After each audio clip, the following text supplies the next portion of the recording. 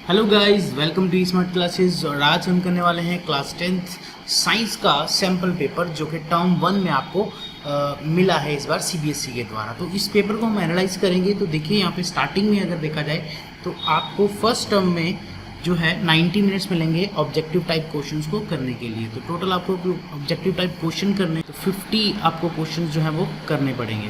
तो चलिए देखते हैं कौन कौन से यहाँ पे हैं। तो सेक्शन ए है, इसमें 24 क्वेश्चन होंगे और उसमें से आपको 20 अटैम्प्ट करने हैं। सेक्शन बी की बात करूँ तो 24 क्वेश्चन होंगे और उनमें से 20 आपको अटैम्प्ट करने हैं। सेक्शन सी की बात करूँ बेटा तो 12 क्वेश्चन होंगे और आपको 10 उसमें से अटैम्प्ट करने ही पड़ेंगे। ठीक है जी। सभी क्वेश्चंस को इक्वल मार्क्स दिए जाएंगे, कोई भी नेगेटिव मार्किंग यहाँ पे नहीं है। तो चलिए फर्स्ट क्वेश्चन की ओर बढ़ते हैं और आपको बताता हूँ ये किस टॉपिक में से है। तो फर्स्ट क्वेश्चन में देखिए, Reema took 5 ml of lead nitrate solution in a beaker and add approximately 4 ml of potassium iodide solution. What would she observe? अब आपसे पूछा गया है एक एक्सपेरिमेंट बेस्ड क्वेश्चन, यानी कि एक प्रैक्टिकल बेस्ड क्वेश्चन है ये। तो ये है चैप्टर नंबर 1 से। अगर आपने प्रेसिपिटेशन रिएक्शन ध्यान से पढ़ी हो तो आप उसमें एक एग्जांपल जरूर पढ़ते हैं, लेड नाइट्रेट वाली। लेड नाइट्रेट में जब हम पोटाशियम आयोडाइड ऐड करते हैं बेटा तो यहाँ पे हमारे पास एक येलो कलर का प्रेसिपिटेट फॉर्म होता था। ठीक है, तो इसका आंसर जो होगा that is yellow precipitate was formed. ठीक है, यहाँ पे ऑप्शन में आपको देखा solution turn red, white precipitate formed, reaction mixture become hot. ठीक है, तो जनरली यहाँ पे जो है वो प्रेसिपिटेशन रिएक्शन है और इसमें हमें पता है कि जब भी यहाँ पे लेड की बात हो रही है और पोटाशियम आयोडाइड की बात हो रही है तो येलो प्रेसिपिटेट बनना पॉसिबल है। चलिए सेकंड क्वेश्चन की ओर बढ़ेंगे। सेकंड क्वेश्चन की बात करते हैं, identify a gas A in the following reaction. आपने ये एक्सपेरिमेंट बुक में अच्छे से देखा होगा। और यहाँ पे पॉप साउंड प्रोड्यूस होती थी और पॉप साउंड प्रोड्यूस होगी तो कौन सी गैस होगी बेटा? हाइड्रोजन गैस होगी। ध्यान से देखने से आपको पता लग जाएगा ये एक्सपेरिमेंट कहाँ से आया है। ठीक है, तो आपकी बुक में ऐसे वाली जितनी एक्टिविटीज़ है ना बेटा उनको अच्छे से करिए ताकि आप लोगों को आगे प्रॉब्लम ना आए। तो चलिए नेक्स्ट क्वेश्चन पे चलते हैं। नेक्स्ट क्वेश्चन में आपके पास दे देखिए, यहाँ पे थर्ड क्वेश्चन दे रखा है, आपको बोला है कि यहाँ पे मेटल है। थर्ड क्वेश्चन पे चलते हैं। देखिए ये रहा। तो मेटल है वो यहाँ पे लिखा हुआ है डाइल्यूट HCl, यहाँ पे लिखा है metal salt and gas produce हो रही है। तो यहाँ पे इसका कहने का मतलब ये है बेटा कि ये जो एक रिएक्शन हो रही है मेटल की किसके साथ हो रही है? डाइल्यूट HCl के साथ अगर रिएक्शन करवा रहे हैं तो हमारे पास मेटल सॉल्ट और गैस बन रही है। ठीक है, तो उसने बोला कि यहाँ पे बताइए which of the following combination are correct. इनमें से कौन सा कॉम्बिनेशन जो है वो करेक्ट होगा? इट मीन्स कि आपके पास यहाँ पे मेटल्स HCl के साथ रिएक्ट करने वाले होने चाहिए और वो मेटल का सॉल्ट बनना चाहिए और गैस प्रोड्यूस होनी चाहिए। ठीक है, तो देखिए यहाँ पे कॉम्बिनेशंस में पहले देखो तो कॉपर जो है जनरली HCl के साथ रिएक्ट जो है वो नहीं करता है। ठीक है, आयरन की बात करूँ तो यस ये रिएक्ट करता है। कॉपर क्यों नहीं करता है बेटा? क्योंकि आपको रिएक्टिविटी सीरीज याद होनी चाहिए। ठीक है, रिएक्टिविटी सीरीज में जो हाइड्रोजन से ऊपर मेटल आएंगे वो सारे हाइड्रोजन को एसिड में से रिप्लेस करेंगे और हाइड्रोजन गैस प्रोड्यूस करेंगे, परंतु कॉपर जो है वो हाइड्रोजन से नीचे है। दैट्स वाई ये जो है हाइड्रोजन गैस प्रोड्यूस नहीं कर पाएगा। चलिए आयरन की बात करें तो ये बिल्कुल उससे ज़्यादा रिएक्टिव है हाइड्रोजन से। HCl के अंदर हाइड्रोजन है ना बेटा, तो हाइड्रोजन से ज़्यादा रिएक्टिव चीज़ जो भी होगी उसको डिस्प्लेस करेगी और हाइड्रोजन गैस रिलीज करेगी। तो सेकंड करेक्ट है यहाँ पे। उसके बाद मैग्नीशियम की बात करूँ तो बेटा मैग्नीशियम जो है वो रिएक्ट नहीं करता है। ठीक है, जिंक की बात करूँ, यस जिंक रिएक्ट करता है HCl से और हाइड्रोजन गैस रिलीज करता है। ये सारी डिस्प्लेसमेंट रिएक्शंस में आपको पता लग जाएगा। ठीक है, तो इसका ऑप्शन हो गया एक सेकंड और एक फोर्थ जो है आपका आंसर हो जाएगा। सेकंड और फोर्थ देखते हैं यहाँ पे, ये रहा। तो डी वाला ऑप्शन आपका जो है वो माना जाएगा, सेकंड एंड फोर्थ। ठीक है बेटा, अगले क्वेश्चन में चलेंगे। आपको इसी तरह से बेटा सारी रिएक्शंस को अच्छे से पढ़ना है कि मेटल्स किस किस एसिड के साथ रिएक्ट कर, कौन से मेटल्स एसिड के साथ रिएक्ट करके metal salt and gas release करते हैं और कौन से नहीं करते। तो आपको इस तरह से टेबल फॉर्म में क्वेश्चन काफ़ी तरह से आ सकता है। तो देखिए अभी तक हमने देखा 1, 2 और 3 क्वेश्चन जो थे ऑलमोस्ट फर्स्ट चैप्टर और थर्ड चैप्टर से रिलेट करते हैं। ठीक है, चलिए नेक्स्ट पे चलते हैं। विच of the following correctly represent the balance chemical equation. इनमें से कौन सा जो है करेक्टली बैलेंस कर रहा है, बैलेंस इक्वेशन फॉर्म कर रहा है? तो आपको ये देखना है। तो करेक्टली बैलेंस इक्वेशन में आपको क्या देखना होता है? जितने नंबर ऑफ प्रोडक्ट साइड पे एलिमेंट्स हैं उतने ही रिएक्टेंट साइड पे भी होने चाहिए। तो आप ध्यान से अगर देखोगे रिएक्शंस को, आपको थोड़ा जूम कर देता हूँ बेटा, इसको थोड़ा जूम कर लेते हैं। ये देखिए, तो अगर ध्यान से यहाँ पे देखोगे Fe plus H2 4H2O gives Fe3O4 plus 4H2। अगर आप एलिमेंट ऐड करोगे दोनों तरफ, देखें यहाँ पे Fe1 है, वहाँ पे Fe जो है यहाँ पे 3 है, ठीक है। तो ये बैलेंस नहीं है, फर्स्ट वाली रिएक्शन जो है वो बैलेंस नहीं है। क्यों? क्योंकि यहाँ पे Fe जो है वो 1 है, यहाँ पे Fe कितने हैं? 3 है। ध्यान से देख लो, Fe बैलेंस नहीं है तो ऑब्वियसली ये जो है वो नहीं हो पाएगा। चलिए आगे सेकेंड रिएक्शन की बात करते हैं। यहाँ पे Fe 3 है, यहाँ पे Fe कितने हैं? Fe3O4। यस, ये बैलेंस है यहाँ पे, ठीक है। Fe बैलेंस है फिलहाल। तो H कितने हैं? 8 हैं, 4 दूनी 8 हो गए यहाँ पे भी 8 हैं। देखिए O4 है बेटा, तो देखिए 4 से H2O मल्टीप्लाई हो रहा है, तो मतलब O जो है 4 ही है यहाँ पे, तो यहाँ पे भी 4 है। तो ये बैलेंस है, सेकेंड वाली जो है इक्वेशन वो बैलेंस है, ठीक है। थर्ड की बात करेंगे 3Fe प्लस H2O। अब 3Fe की बात करता हूँ तो देखिए Fe3O4 ही फॉर्म हो रहा है, परंतु साथ में H2 दे दिया। तो ये रिएक्शन और ये रिएक्शन ऑलमोस्ट दिखने में एक जैसी है, परंतु बैलेंसिंग जो इनके कोफिशिएंट है वो अलग अलग हैं। तो दैट्स वाई सेकंड सही है, थर्ड भी गलत है, फर्स्ट भी गलत थी, थर्ड भी गलत है। इनमें से एक ही होगी बेटा, क्योंकि यहाँ पे कोई और ऑप्शन नहीं है हमारे पास। तो बी ऑप्शन आपका आंसर हो जाएगा। थर्ड भी आप देख सकते हो, वो भी बैलेंस नहीं होगी, तो इसका आंसर होगा बी। चलिए नेक्स्ट की बात करते हैं बेटा। अगले जो है हमारे पास एक ग्राफ आपको दे रखा है न्यूट्रलाइजेशन रिएक्शन का, जिसमें बोला है कि एसिड और एल्कलाई बेस जो होगा वो रिएक्ट करके सॉल्ट एंड वाटर बनाता है। तो pH of solution changes as we add excess dilute acid to an alkali. अब देखिए पीएच में क्या चेंज आएगा आपको ये पूछा गया है, ठीक है। ग्राफ में आपको वो शो कर रखा है, sorry. Which of the letter does not the area of the graph where both acid and salts are present. इनमें से कौन सा एरिया होगा, यहाँ पे लेटर चूज करना है, सॉरी। इनमें से कौन सा लेटर होगा इस ग्राफ में जिसमें पे हमारे पास एसिड और बेस, एसिड और सॉल्ट जो है प्रेजेंट हो, ठीक है। तो वो आपको देखने पे पता लगेगा। यहाँ पे अगर ध्यान से देखा जाए बेटा, तो ये देखिए डी वाला जो ऑप्शन है वो इनके बाहर है, ठीक है। ए बी और सी तक तो वो काम चल रहा है, यहाँ पे रिएक्शन हो रही है, पीएच पहले धीरे धीरे घट रही है, ठीक है। डी पे आके एकदम कांस्टेंट हो जाते हैं, तो डी यहाँ पे काउंट नहीं होने वाला आपका, ठीक है। तो इस तरह से आपको जो है काफ़ी आइडिया मिल जाएगा पेपर का। चलिए आगे बढ़ते हैं बेटा। हमने 5 क्वेश्चंस कर लिए हैं। मैं आज सिर्फ सेक्शन ए डिस्कस करूँगा, फिर सेक्शन बी कल डिस्कस कर लेंगे, ठीक है। तो देखिए in the reaction of iron copper disulphate solution, यानी कि आपको रिएक्शन एक दे रखी है यहाँ पे। Which of the option in the given table correctly represents in the substance oxidize and reducing agents। तो आपसे पूछा गया सब्सटेंस कौन सा ऑक्सीडाइजिंग एजेंट है, कौन सा रिड्यूसिंग एजेंट है, तो यहाँ पे आपसे पूछा गया है, ठीक है। तो जनरली देखा जाए यहाँ पे देखिए, यहाँ पे फर्स्ट ऑप्शन में दे रखा है Fe एंड Fe, मतलब सब्सटेंस जो ऑक्सीडाइज हो रहा है वो Fe है और रिड्यूसिंग एजेंट भी Fe ही होगा। तो पहले चेक कर लेते हैं बेटा, अगर इस रिएक्शन को तुम ध्यान से देखो, ठीक है, तो यहाँ पे SO4 जो था वो कौन लेके गया? Fe लेके गया और FeSO4 फॉर्म किया, ठीक है। तो यहाँ पे सल्फेट फॉर्म हुआ है, यहाँ पे आयरन का सल्फेट फॉर्म हुआ है और कॉपर से वो सल्फेट हट गया है। तो ऑब्वियसली जो Fe होगा बेटा वो क्या करेगा? खुद ऑक्सीडाइज हो रहा है क्योंकि SO4 मिल रहा है उसको, और कॉपर को क्या कर रहा है? रिड्यूस कर रहा है। तो यस, ये Fe ही जो होगा वो रिड्यूसिंग एजेंट भी होगा। चलिए, तो फर्स्ट ऑप्शन इसका आंसर हो जाएगा बेटा। याद रखो, जो सब्सटेंस खुद ऑक्सीडाइज होता है वही रिड्यूसिंग एजेंट होता है, ठीक है। जो खुद ऑक्सीडाइज होगा वो रिड्यूसिंग एजेंट होगा। किस तरह से? मैं आपको एक चीज़ याद करवा देता हूँ। अगर आपने कभी करिकुलम में भी पढ़ी हो तो आप इसको याद रखोगे बेटा, कि ऑक्सीडाइजिंग एजेंट जो होता है बेटा, ऑक्सीडाइजिंग एजेंट जो है, याद रखना ये चीज़, उसमें खास बात क्या है, वो खुद ऑक्सीडाइज नहीं होता। वो खुद क्या होता है बेटा?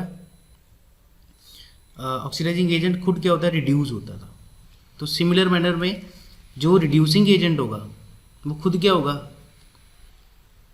रिड्यूसिंग एजेंट खुद क्या होगा? ऑक्सीडाइज होगा, ठीक है। तो यहाँ पे देखो, अगर मैं बोल रहा हूँ कि Fe मेरा जो है वो रिड्यूसिंग एजेंट है, तो Fe देखो यहाँ पे क्या हो रहा है? खुद क्या हो रहा है? ऑक्सीडाइज हो रहा है। तो ये करेक्ट होना चाहिए। बाकी किसी में ऐसा नहीं है। आप अगर ध्यान से देखो तो किसी में ऐसा नहीं है। तो बाय डेफिनेशन भी आप इन चीज़ों का ध्यान रख सकते हो। अगर आपको ऑक्सीडाइजिंग एजेंट और रिड्यूसिंग एजेंट की डेफिनेशन पता होगी तो ऑब्वियसली आप ये चीज़ें जो है अच्छे से कर पाओगे।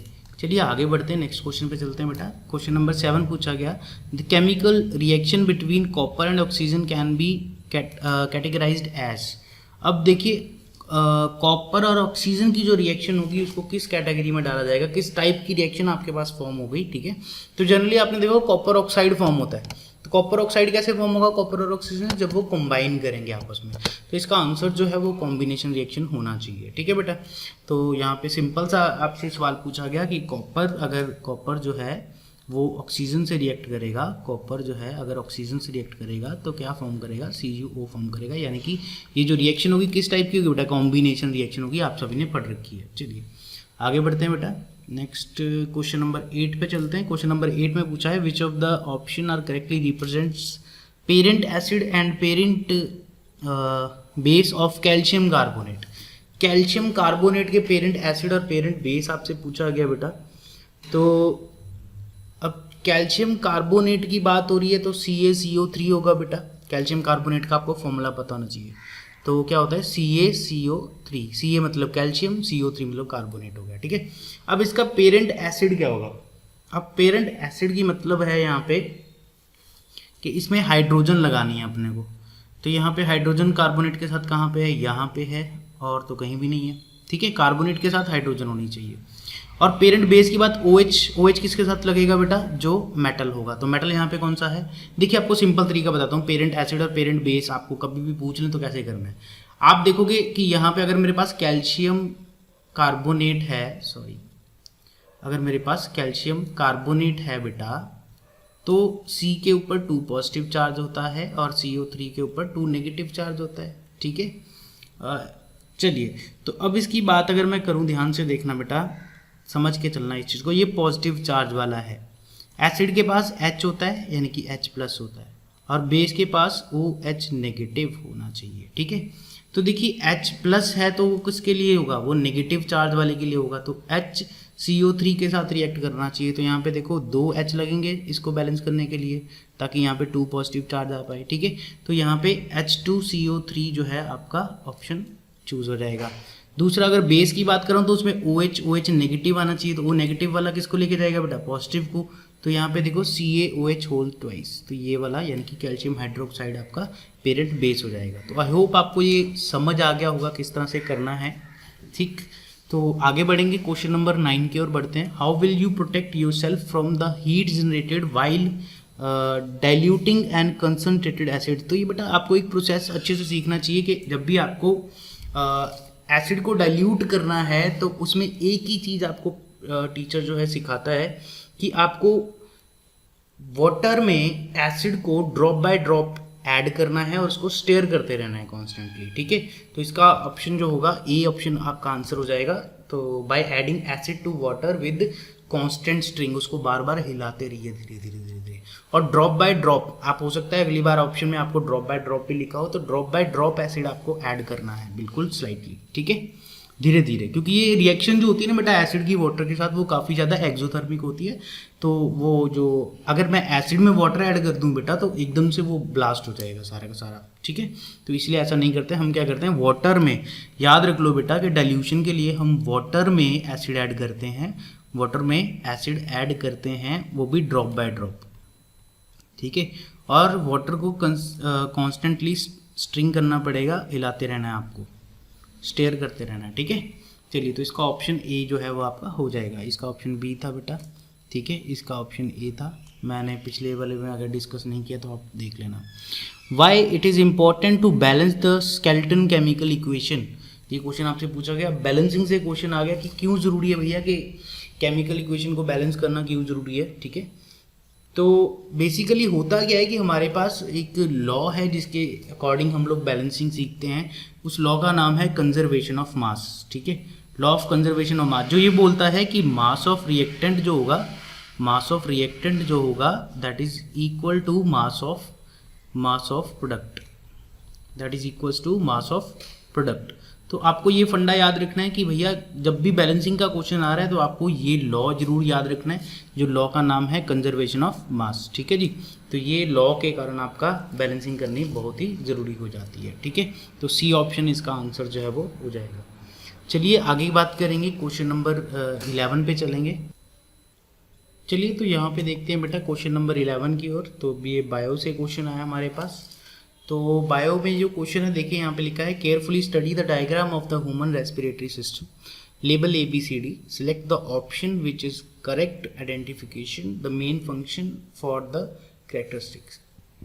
तो यहाँ पे आपको ऑर्डर दे रखा है, सीक्वेंस में फर्स्ट सेकंड थर्ड लिखा हुआ है, फोर्थ लिखा हुआ है, तो आपको उनके फंक्शन भी साथ में दिए हुए हैं। अगर आप देखोगे ध्यान से, सबसे पहले लिखा हुआ है, फर्स्ट का लिखा हुआ है trachea, it's support by bone ring for conducting inspired air, ठीक है। दूसरे में लिखा है ribs, when we breathe out ribs are lifted, ठीक है, ऊपर की ओर या डाउनवर्ड, ये बताया नहीं आपको।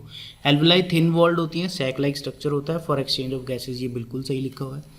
Diaphragm pulled up when breathe in, जब हम सांस लेते हैं तो ये उल्टा लिखा हुआ है आपका, ठीक है। तो आपको ऑप्शन जो सही है वो चूज करना है बेटा आपको। तो यहाँ पे ऑप्शन सिर्फ आपका एक थर्ड ऑप्शन सही है कि एल्वुलाई क्या होता है, वो सैक लाइक स्ट्रक्चर्स होते हैं जो गैसेस एक्सचेंज में हेल्प करते हैं, ठीक है। ट्रेचिया जो है वो सांस लेने में हेल्प होता है, यानी कि जो विंड पाइप होती है ट्रेचिया बोलते हैं बेटा, ठीक है। उसमें बोनी रिंग्स तो होती हैं, ठीक है, पर वो उसका जो फंक्शन बता रखा है वो गलत है, ठीक है। रिब्स की बात करूँ तो यहाँ पे ब्रीथ आउट रिब्स जो है लिफ्ट अप होगी, वो गलत लिखा हुआ है, ठीक है। डायफ्राम की बात करूँ तो वो लिफ्ट डाउन होता है व्हेन वी ब्रीथ इन, ठीक है। तो ये भी आपको पता होना चाहिए। तो काफ़ी चीज़ें हैं यहाँ पे, फंक्शंस आपसे पूछे जाएंगे और आपको फंक्शन सारे अच्छे से हर एक चीज़ के, हर एक पार्ट के आपको डायग्राम के पता होने चाहिए। 12th क्वेश्चन पे चलेंगे। Identify the option that indicate the correct enzyme that is secreted in the location A B C, secreted in a location A B C, ठीक है।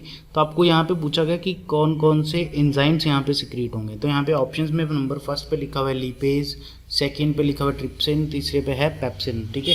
तो आपको इनमें से कौन सा चूज़ करना है वो देखोगे ध्यान से। तो यहाँ पे सैलिवरी ग्लैंड्स होते हैं बेटा, ये यहाँ पे गैस्ट्रिक ग्लैंड्स होते हैं, और यहाँ पे जो है this is the reason where trypsin can be secreted, ठीक है। तो थर्ड पे तो ट्रिप्सिन आना चाहिए, तो थर्ड पे ट्रिप्सिन एक ही ऑप्शन में है, ये रहा। यस, फर्स्ट में अमाइलेज हो गया बेटा, ठीक है। सेकंड में पेप्सिन हो गया, गैस्ट्रिक जूस से होगा, ठीक है। और थर्ड में ट्रिप्सिन, तो सेकंड ऑप्शन जो है आपका करेक्ट हो जाएगा बेटा, ठीक है। तो आप इस तरह से, आपको अगर ये गैस्ट्रिक जितने भी जूसेस होते हैं ना हमारे अंदर, ठीक है, केमिकल जितने भी प्रेजेंट होते हैं स्मॉल इंटेस्टाइन में, जैसे बाइल जूस का फंक्शन हो गया, ठीक है, बाइल जूस का फंक्शन आपको पता होना चाहिए, ठीक है। गैस्ट्रिक जूस जितने भी होते हैं उनका फंक्शन आपको पता होना चाहिए। इसके अलावा बेटा पैंक्रियाटिक जूस होते हैं, ठीक है, पैंक्रियाटिक जूस का आपके बारे में आपको पता होना चाहिए इनके बारे में, ठीक है। तो इन सभी के बारे में अगर इन्फॉर्मेशन होगी तो ऐसे टाइप के क्वेश्चन जो है आप अच्छे से कर सकते हो। तो इसका आंसर जो होगा दैट इज दिस, ठीक है। सैलिवरी सलाइवा का भी फंक्शन आपको पता होना चाहिए, ठीक है। ये चीज़ें अच्छे से करोगे बेटा तो होंगी। बायो ऐसी चीज़ है बेटा जिसको जितना डीपली पढ़ोगे उतना आपके लिए अच्छा होगा। चलिए आगे बढ़ते हैं बेटा, नेक्स्ट देखते हैं। नेक्स्ट अब हमारे पास आ रहा है ये वाला क्वेश्चन नंबर 13। क्वेश्चन नंबर 13 की बात करेंगे, इसको थोड़ा जूम आउट कर लेते हैं। चलिए देखिए, तो यहाँ पे लिखा है opening and closing of stomatal pore depends upon opening and closing of stomatal pores. Stomata का ऊपर रिगार्डिंग आपसे क्वेश्चन पूछा गया है कि भैया opening and closing of stomata किस पे निर्भर करता है। तो आप यहाँ पे ध्यान देंगे कि बेटा कि गार्ड सेल से रिलेटेड आपको चीज़ पूछी गई है, ठीक है, क्योंकि ओपनिंग एंड क्लोजिंग कौन करेगा बेटा, स्टोमेटा के अंदर गार्ड सेल्स ही करते हैं। तो जनरली गार्ड सेल्स हैं वो वाटर कंटेंट इन सेल के ऊपर निर्भर करते हैं बेटा। आपको ये चीज़ें पढ़ाई होंगी आपके स्कूल टीचर्स ने, ठीक है। तो इसका ऑप्शन डी हो जाएगा कि water content in a guard cell जो है इस पर निर्भर करता है। तो मैं आपको ये भी बता रहा हूँ कि भैया कहाँ से आपको कौन कौन से टॉपिक आपसे पढ़ने हैं। यहाँ पे देखो स्टोमेटा के ऊपर क्वेश्चन आ रखा है, तो स्टोमेटा से रिलेटेड जितनी भी चीज़ें होंगी आपको सारी अच्छे से पता होनी चाहिए। जैसे पूछ लें नेक्स्ट टाइम आपको स्टोमेटा का फंक्शन ही पूछ लिया, ठीक है, तो गैसेज एक्सचेंज करता है आप बताओगे, ठीक है। प्लांट्स के अंदर कहाँ पे होता है, लोकेशन क्या है इसकी, गार्ड सेल्स का फंक्शन। अभी यहाँ पे तो गार्ड सेल का फंक्शन पूछा हुआ है एक हिसाब से। ओपनिंग एंड क्लोजिंग कौन करता है बेटा, गार्ड सेल ही करता है, ठीक है। और वो किस पे निर्भर करता है, वाटर कंटेंट पे निर्भर करता है, ठीक। तो ऐसे क्वेश्चंस आपको आने वाले हैं इस बार। क्वेश्चन नंबर 14 की बात करेंगे। आपको एक फिगर दे रखी है, ठीक है, ब्लड सर्कुलेशन से रिलेटेड है, और आपको क्या करना है 1 to 4 यहाँ पे दे रखे हैं। Identify the correct label with its function. आपको यहाँ पे देखिए ये 1 है, ये 2, ये 3, ये 4, ठीक है। तो आप सभी को यहाँ पे इनके फंक्शंस भी साथ में बताने हैं, ठीक है। तो कौन सा करेक्ट ऑप्शन होगा वो आपको चूज करना है यहाँ पे। तो देखिए यहाँ पे फर्स्ट वाला pulmonary vein takes impure blood from the body part, बिल्कुल गलत है, ये बिल्कुल गलत है। पल्मोनरी वेन ऐसा काम नहीं करेगी, पल्मोनरी आर्टरी होती तो बिल्कुल ये सही काम था, ठीक है। फ्रॉम द बॉडी पार्ट तो बिल्कुल नहीं होगा ऑब्वियसली। दूसरी चीज़ बॉडी पार्ट भी नहीं है, यहाँ पे हार्ट से लेती है वो। पल्मोनरी जो सिस्टम होता है ना बेटा, मैं आपको थोड़ा सा ड्रॉ करके बताता हूँ कि अगर ये आपका अगर हार्ट है, ठीक है, उसके 4 चैम्बर्स हैं। अभी आप निगलेक्ट करोगे कौन सा चैम्बर कहाँ पे है, ठीक है, तो आप याद रखो बेटा कि यहाँ से जो भी ऊपर की तरफ जाएंगी वो पल्मोनरी आर्टरीज और पल्मोनरी वेन आएंगी। ऊपर की तरफ मतलब लंग्स की ओर, ठीक है। ये मान लो कि ऊपर की तरफ डीऑक्सीजनेटेड ब्लड जा रहा है, ठीक है, ये पल्मोनरी आर्टरी लेके जाएगी और जो लेके आएगी वो पल्मोनरी वेन लेके आएगी कौन सा, ऑक्सीजनेटेड, ठीक है। यहाँ पे कौन सा होगा, डीऑक्सीजनेटेड होगा। आपको ये समझना बहुत ज़रूरी है बेटा, ठीक है। और नीचे की तरफ मतलब जो बॉडी ऑर्गन्स हैं, यहाँ पे क्या होंगी, बॉडी ऑर्गन्स होंगी। तो बॉडी ऑर्गन से जो है ऑक्सीजनेटेड जाता है यहाँ तक, ठीक है, फिर वो वापस आता है डीऑक्सीजनेटेड होके, ठीक है। तो ये चीज़ होती है हमारे पास। तो यहाँ पे उसने पूछा गया, पहला बोला पल्मोनरी वेन, तो it takes blood from body part. Body part तो ये ले ही नहीं रहा बिल्कुल, ये हार्ट से लेगा बेटा। दूसरा है pulmonary artery, it takes blood from lungs to heart. ये ब्लड को, अगर आर्टरी है तो देखो जरा ये कहाँ से लेकर रहा है, ब्लड को लंग से हार्ट की ओर। तो देखो ये पल्मोनरी आर्टरी जो है ये तो नीचे से ऊपर, यानी कि हार्ट टू लंग्स होनी चाहिए थी, तो ये भी गलत हो गया आपका, ठीक है। तो ऑप्शन कौन सा करेक्ट होगा आपको वो देखना है ध्यान से अगर आप करोगे, ठीक है। Next is aorta takes blood from the heart to the body. Aorta जो है वो ब्लड को लेके जाता है heart to the body parts. Aorta सबसे जो है थिक जो है हमारे पास आर्टरी होती है, ठीक है। वेना कैवा की बात की जाए, vena cava take blood from body parts to the right auricle. तो बिल्कुल सही बात यहाँ पे लिखी हुई है, ठीक है। तो आपके ये 3 ऑप्शन जो है वो गलत होंगे, चौथा सही है। तो आपका आंसर हो जाएगा डी। होप आपको समझ लग रहा है बेटा। नेक्स्ट 15 पे चलेंगे। 15 में लिखा है identify the phase of circulation which represents in the diagram of a given heart below. Arrow indicate the contraction of the chamber. अब identify the phase of circulation आपसे पूछा गया, कौन सा होगा यहाँ पे, ठीक है। तो हमारा हार्ट जो है वो यहाँ पे कॉन्ट्रैक्ट हो रहा है।